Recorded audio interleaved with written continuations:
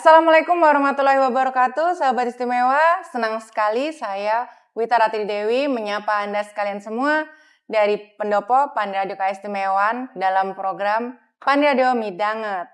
Pandradio Midanget ini bertujuan untuk mendengarkan aspirasi masyarakat baik secara langsung maupun secara online. Dan saat ini saya sedang bersama narasumber yang sangat istimewa, yaitu Bapak Aris Eko Nugroho, SPMSI, dan beliau ini adalah Pandradipati Keistimewaan DIY.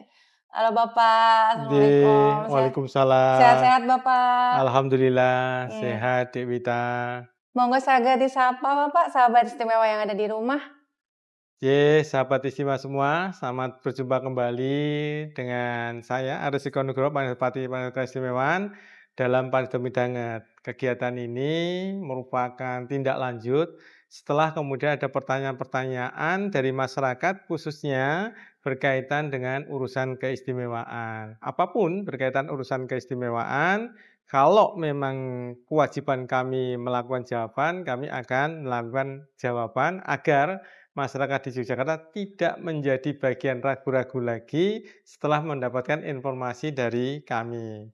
Baik, senang sekali ya Pak, kita hadir lagi di Pandradio Midanget setelah adanya masukan-masukan dari sahabat istimewa yang tentunya pengen tahu nih tentang grand design keistimewaan yang kali ini akan kita kupas lebih dalam lagi terkait menikah Bapak.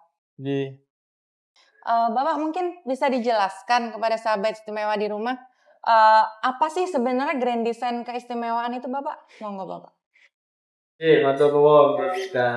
Jadi sebelum masuk tentang grand design keistimewaan ya, kami cerita sedikit bahwa keistimewaan di Jakarta ini ada regulasinya. Regulasinya yaitu Undang-Undang Nomor 13 Tahun 2012 tentang keistimewaan yang ada di Jakarta. Nah, dari berjalan waktu, karena dimulai tahun 2013 dan keistimewaan sampai sekarang sudah tahun ke-12, ada proses-proses yang kemudian dilakukan. Nah, ketika proses dilakukan ini, banyak yang kemudian menanyakan tentang urusan keistimewaan. Ada yang kemudian berkesimpulan, ini keistimewaan seolah-olah tidak ada roadmap-nya, tidak ada grand design yang kemudian menjadi bagian acuan. Inilah yang kemudian kita berusaha menjawab.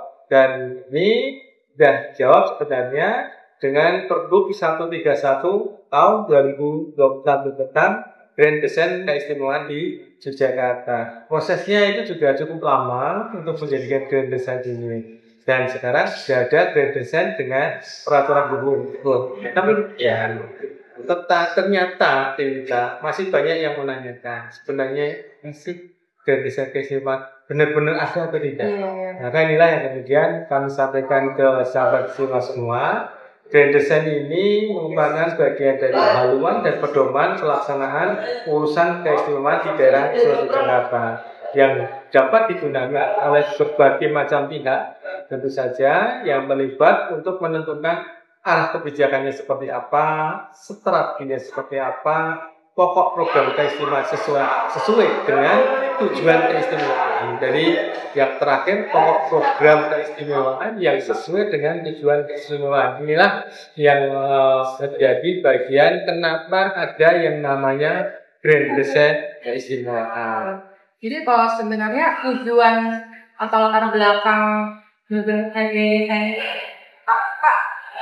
Ya tadi, jadi banyak pertanyaan-pertanyaan seolah-olah bahwa penggunaan dana keistimewaan itu tanpa arah. Jadi seolah-olah ada petunjuk. Ya, inilah yang kemudian harus kemudian kita jelaskan bahwa sebenarnya dengan Pergub 1 tahun 2021 ini sudah ada grand design keistimewaan Yogyakarta dari tahun 2022 sampai tahun 2042. Jadi selama 20 tahun ini sebenarnya sudah ada pergub yang menginisiasi berkaitan dengan grand design keistimewaan di Yogyakarta. Tentu saja ini yang akan menjadi arah kebijakan, strateginya dan pokok kaitan program keistimewaannya seperti apa. sebagai acuan gitu ya Pak. Betul. Supaya Haluan, nanti ya. doman, acuan itu menjadi bagian yang harus kemudian kita kerjakan dengan adanya grand design yang sudah disepakati bersama. Nah, nanti kemudian dalam implementasinya tuh manfaatnya bisa kemudian tepat sasaran. Betul. Seperti itu. Dan ini bagian dari dokumen perencanaan nanti kita. Jadi bukan kemudian berdiri sendiri. Ini bagian dari dokumen perencanaan termasuk di dalamnya rencana pembangunan jangka menengah daerah. Jadi kita berharap grand design ini memang menjadi bagian satu kesatuan dengan dokumen perencanaan yang ada di daerah Istimewa Yogyakarta. Seru banget Pak tentang grand design keistimewaan. Terkait grand design keistimewaan nih, ini kan identik dengan 12 peta jalan Bapak. Nah, seperti apa sih implementasinya terkait 12 peta jalan ini Bapak? Mohon dijelaskan kepada sahabat istimewa. 12 peta jalan yang kemudian kita kerjakan ini sebenarnya bagian yang kemudian sudah kita rumuskan bareng-bareng juga. Yang pertama berkaitan dengan revitalisasi kawasan filosofi dan gunung imajiner. Jadi kita punya Gunung Merapi sampai dengan Pantai. Ini bagian dari kawasan sumbu filosofi dan juga sumbu imajiner. Jadi ini bagian pengelolaan yang harus kita kerjakan. Salah satu yang istimewa di poin yang pertama yang kami sampaikan ini adalah dengan kemudian ditetapkannya Yogyakarta yang mempunyai sumbu filosofi sebagai salah satu warisan budaya dunia. Jadi warisan budaya bangsa, warisan budaya dunia yang tidak hanya miliknya Yogyakarta, tapi ini menjadi bagian miliknya Indonesia. Ini cara yang bersatu. Kemudian yang kedua, kita akan bicara tentang pengembangan potensi satuan strategi. Jadi kita punya 18 satuan strategi dan tidak sekedar dokumen, tapi kita tidak memulai aktivitas berkaitan dengan pemberdayaan masyarakat di dalam sekitar SRS satuan strategi. Baik itu ada contohnya budidaya durian, ada juga kaitan budidaya kakao, ada ternak kambing, kemudian juga ada aktivitas misalnya saja geopark naik sepeda dan lain-lain. Itu bagian dari yang kedua, desain kedua. Kemudian desain yang ketiga berkaitan dengan konektivitas antar satuan strategi untuk mengatasi kendala wilayah. Jadi di dalam 18 tadi ada tempat-tempat yang kemudian dengan satu dengan yang lain. Karena kita berharap di 18 ini ada konektivitas yang betul-betul terjaga. Salah satu yang kemudian dimunculkan adalah JLS. Jalur Jalan Lintas Selatan itu dari kaitan dengan SLS untuk yang Gunung Kidul, Pantai Selatan Gunung Kidul, kemudian SLS yang berkaitan dengan Pantai Selatan Kabupaten Lombok, maupun juga Pantai Samas dan Parangtritis itu bagian dari SLS yang terbuka. Termasuk juga di samping itu juga ada jalan dari Prambanan sampai dengan Gading Tawangala. Ini menjadi bagian. Kemudian yang berikutnya yaitu yang keempat, penyediaan ruang ekspresi kebudayaan. Kami berharap bahwa pemahaman terhadap ekspresi kebudayaan ini tidak hanya sekedar adanya taman budaya, tapi kebudayaan di sini dipahami secara luas. Pemahaman secara luas yang berkaitan dengan isu itu ya bagaimana kemudian tidak hanya kaitan dengan budaya itu sendiri, tapi termasuk ya kuliner juga menjadi bagian. Kemudian kalau muncul aktivitas dengan seni juga bisa menjadi bagian. Kemudian kerajinan juga menjadi bagian. Nah, ini menjadi bagian gambaran ekspresi kebudayaan itu sebenarnya bisa luas sesuai dengan Perdais nomor 3 tahun 2017. Di mana di situ ada 7 objek kebudayaan yang bisa dikembangkan lewat ruang ekspresi kebudayaan. Ini yang keempat. Kemudian yang kelima, Jogja Kota Batik Dunia. Ini sebagai bentuk revitalisasi terhadap warisan budaya. Dan kita juga cukup mengenal batik di kita ini cukup istimewa. Karena batik kita itu banyak yang dikembangkan tidak hanya oleh Bapak Ibu yang ada di kota sampai dengan desa-desa pun ya membutuhkan mudah-mudahan baik, termasuk ini batik yang saya pakai ini bagian dari batik yang namanya Cahyaning Istimewa. Ini menjadi gambaran juga bahwa inovasi, kreativitas, dan batin ini menjadikan Jogja kota pada dunia itu adalah layak untuk kemudian selalu kita jaga. Kemudian yang keenam, pengembangan ekosistem kultural berbasis digital. Jadi di sini kita akan mencoba bagaimana pembangunan dan pemanfaatan teknologi informasi di Jakarta ini juga didanai dengan dana istimewa. Bagaimana kita mencoba menyiapkan berkaitan dengan bandwidth yang ada di Yogyakarta, bagaimana dengan CCTV, bagaimana dengan wifi gratis, bagaimana dengan fiber optik. Nah, ini bagian dari yang 06 tadi, yang kaitan dari bagian dari 12 peta jalan. Kemudian samping itu yang ketujuh yaitu berkaitan dengan business driven organisasi sebagai bentuk transformasi kelembagaan. Jadi pemahaman terhadap kelembagaan tidak hanya sekedar membentuk lembaga, tapi bagaimana lembaga ini bisa menjadi lebih ngejawantah, memperbesar diri agar bisa lebih aktif melayani masyarakat. Kemudian yang kedelapan, pemberdayaan masyarakat melalui peningkatan potensi kelurahan. Yang khusus ini nanti akan kami jelaskan yang lebih lanjut karena di sini akan bicara tentang 11 kebijakan strategi dari Bapak Gubernur. Kemudian yang ke-9, fasilitasi penghargaan. Jadi setiap tahun kita lakukan aktivitas bagaimana kita memfasilitasi penghargaan kepada seniman-seniman baik individu maupun lembaga di bidang kebudayaan, termasuk di dalamnya ada juga pemberian tentang surplusnya, kemudian fasilitasi eventnya, maupun juga ada insentif khusus mereka yang memang berkontribusi luar biasa di dalam budaya yang ada di Yogyakarta. Kemudian yang ke-10 berkaitan dengan satria. Satria itu selaras, akal budi luhur, teladan, rela melayani, inovasi, yakin, percaya diri, dan ahli profesional. Ini sebagai manifestasi dari peningkatan kapasitas organisasi. Terutama di sini yang menjadi bagian yang kami sampaikan bahwa kita berharap Pemda DIY, Pemda Kabupaten, Kelurahan itu bisa menjadi agen budaya pemerintahan. Kemudian juga dilakukan juga generasi tentang keistimewaan maupun juga ada inovasi pelayanan publik yang istimewa inovasi ini.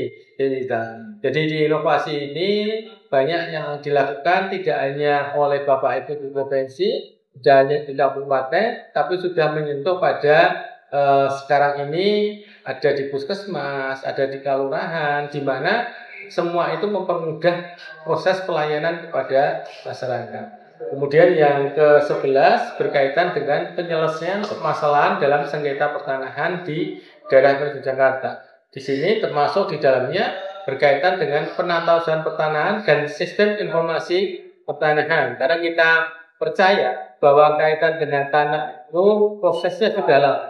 Sehingga kalau kemarin ada yang belum terjaga secara penatausahaan, masih ada permasalahan, itulah yang kemudian kita mempunyai kewajiban menyelesaikan tentu saja didukung dengan dana.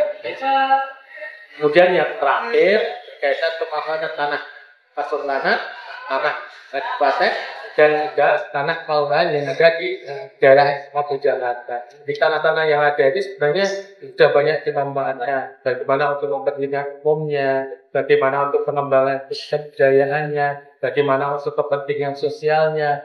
Itu ada semua. Ada yang untuk rumah sakit, ada yang untuk pasar dan lain-lain. Nah, ini bagian dari pemanfaatan tanah yang sama. Itu Mbak kita 12 peta jalan dan desain yang betul-betul kita berharap kita laksanakan dengan didukung dengan dana keseluruhan. Baik, ini penyampaian dari Pak Arif, saya 12 peta jalan sudah hafal luar kepala ya Pak. Saking banyaknya yang harus saking banyaknya yang bertanya sehingga kita harus hafal. Baik, mungkin lanjut lagi Bapak berkaitan dengan 12 peta jalan itu kemudian hadir BKK keistimewaan, mungkin bisa dijelaskan Bapak? Mungkin banyak yang belum tahu juga nih. Jadi tadi kami sempat sampaikan Tewita yang di poin 8 itu berkaitan dengan potensi kelurahan. Di dalam potensi kelurahan ini kemudian kita kenalkan 11 kebijakan strategi dari Bapak Gubernur. Melalui apa? Aktivitasnya adalah bantuan keuangan khusus kepada kelurahan. Salah satunya ada dari 11 itu yang pertama berkaitan dengan Kelurahan Mandiri Budaya. Di Kelurahan Mandiri Budaya ini memang ada 4 pilar yang menjadi bagian tujuan utama, baik itu Kelurahan Budaya, Kelurahan Prima, Kelurahan Bener, maupun kaitan Kelurahan Wisata. Walaupun sebenarnya di Kelurahan Mandiri Budaya ini sebenarnya adalah kolaborasi dari aktivitas yang kemudian diharapkan masyarakat di sana menjadi mandiri setelah ada aktivitas. Ini yang pertama. Yang kedua, kaitannya dengan rintisan Kelurahan Mandiri Budaya. Kita bicara rintisan. Rintisan ini sebenarnya kalau sederhananya dikatakan bahwa kaitannya dengan semua hal yang dilakukan oleh OPD-DDIY yang sebagai pengaruh. Bisa kelurahan primanya, bisa kelurahan wisatanya, bisa kaitan budayanya, bahkan kaitan dengan Lumbung Mataram juga bisa masuk di situ. Walaupun ada kaitan dengan kelurahan tangga bencana, itu juga bisa masuk di situ. Kalau kemudian ada kelurahan yang berkaitan dengan kesehatan, itu juga bisa masuk di situ. Ini yang kita bicara rintisan.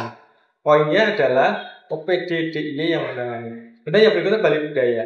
Balai Budaya ini sebenarnya adalah tempat yang didesain khusus dan sudah ada kajiannya, yang harapannya balai ini menjadi sesuatu yang pembeda. Berada di kelurahannya, sementara ini memang fokus kita pada kelurahan yang sudah mendapat predikat kelurahan budaya.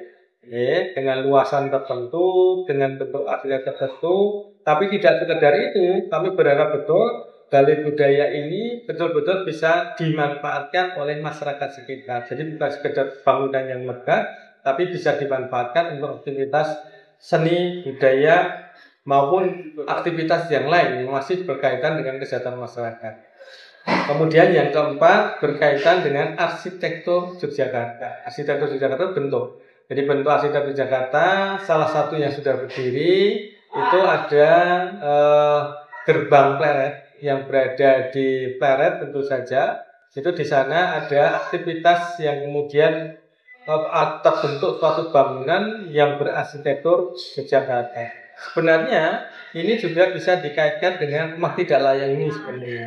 Jadi kita juga sudah membuat sampai hari ini ratusan rumah tidak layak ini yang berarsitektur Yogyakarta. Kemudian yang cagar budaya itu yang sudah ditetapkan sebagai bangunan yang layak, katakan sebagai bangunan cagar budaya. Kemudian yang berikutnya warisan budaya tak benda. Kita punya ratusan berkaitan dengan warisan budaya tak benda, baik itu berupa seni tradisi, ada juga berupa makanan juga ada, maupun juga ada permainan tradisional juga ada. Jadi salah satu contohnya yang sekarang ini sudah kita dukung adalah bagaimana menjadikan warisan budaya tak benda yang berupa sate kelatak betul-betul bisa dimanfaatkan secara optimal oleh masyarakat dengan melibatkan komponen sebelum jadi sate. Jadi ada kambingnya, kemudian ada bangunan yang kemudian dibangun untuk kandangnya, termasuk juga beberapa tempat dari warung sate kelatak ini juga sudah ada penandaan. Jadi sate kelatak dengan ciri khas tertentu, penandanya juga berasal dari Danang Keistimewaan. Kemudian ada Karangkope.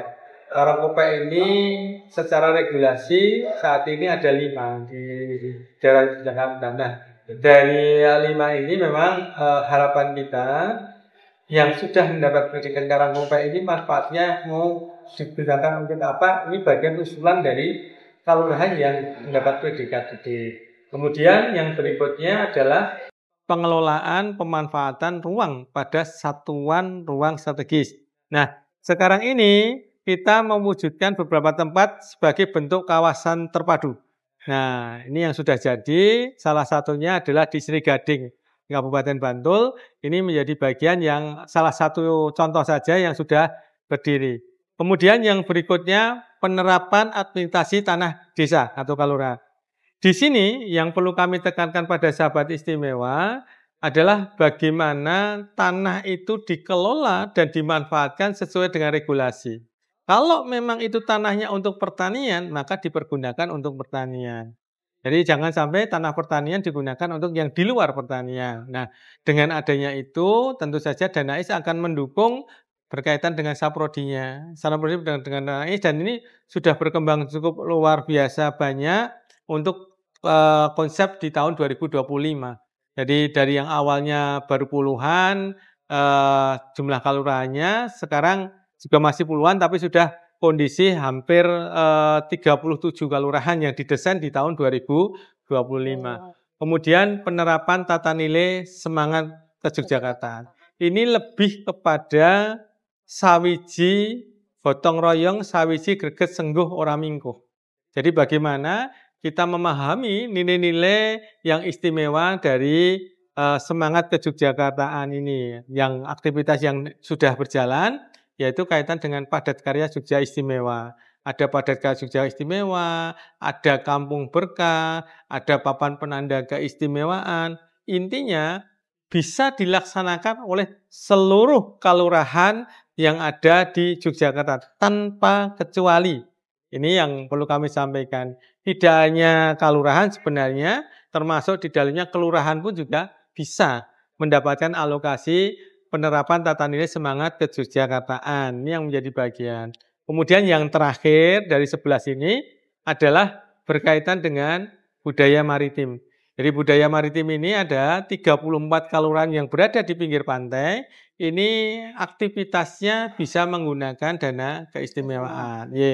Salah satu yang sudah dilakukan, misalnya aja kaitan dengan ada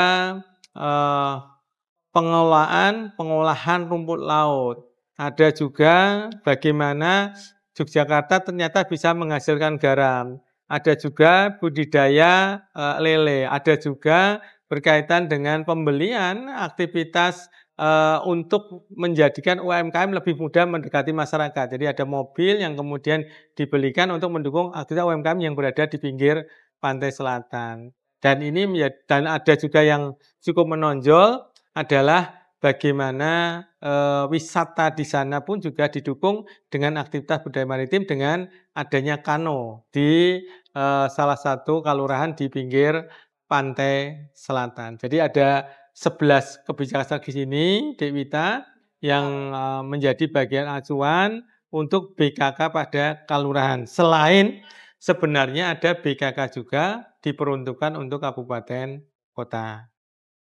Baik, luar biasa sekali ya Pak. Dana keistimewaan ini menjangkau hingga bagian terkecil dari masyarakat ya. Danais hadir. Harapannya Danais ini menjadi bagian yang kemudian banyak diceritakan di masyarakat bahwa manfaatnya sedemikian luar biasanya ya Pak Aris.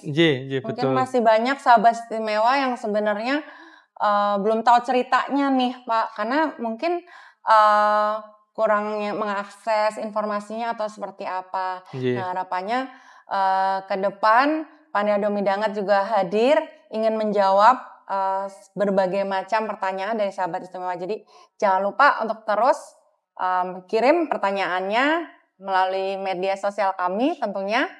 Dan setelah ini tentunya kita juga akan menghadirkan narasumber-narasumber lainnya yang tentunya juga akan memberikan banyak informasi yang gak kalah menariknya. Terima kasih banyak Pak Aris. Sami-sami. Sampai jumpa. Mungkin ada yang mau disampaikan lagi Pak? Mungkin kalau yang closing statement-nya itu medsos di Pandai Keistimewaan itu cukup masif. Dari Instagram itu juga hampir tiap hari update. Kemudian ada 2 YouTube yang mohon menjadi bagian yang bisa dipantengi gitu. 1 YouTube yang kaitan dengan Pandai Keistimewaan, 2 kaitan dengan Regol Bergodo Tengginas. Nah, yang Regol ini sebenarnya adalah cara kemudian menyampaikan pada masyarakat dengan cara berbeda. Karena yang kemudian menyampaikan tidak hanya kami, tapi beliau-beliau yang dapat manfaat. Dengan paradigma yang berbeda ya Pak. Betul. Langsung dari penerima manfaatnya yang bercerita gitu ya. Dan juga 1 poin lagi. Jadi kalau ada apa-apa, monggo rawuh aja ke Panitia Keistimewaan. Karena kami tidak ahli dalam ilmu kebatinan itu. Jadi kalau di batin itu kami tidak tahu. Tapi kalau kemudian kami diajak diskusi, siap. Sampai saat ini pun juga ini ya sudah kondisinya malam gitu, Dewita, tapi kita pun juga masih siap melayani masyarakat yang kerso rawuh ke Pani Radio Istimewa. Agar supaya langsung terjawab gitu ya Pak. Nggih. Kadang mungkin sahabat istimewa itu meluangkan unek-uneknya tuh dengan komen-komen di live chat YouTube kita misal, atau komentar di Instagram mungkin. Nggih. Nah, mendingan langsung tanya, dijawab langsung oleh Bapak Pandadopati gitu ya. Sahabat istimewa, saksikan diskusi kita setelah ini, nggak kalah menarik dan penting. Dewita, jangan lupa, kita punya Apa tuh, Pak? tagline yang harus kemudian diingat. Apa tuh Pak? Mungkin bisa diceritain Ya. sama saya. Danais, Migunani, Murakabi, Brantasi. Brantasi.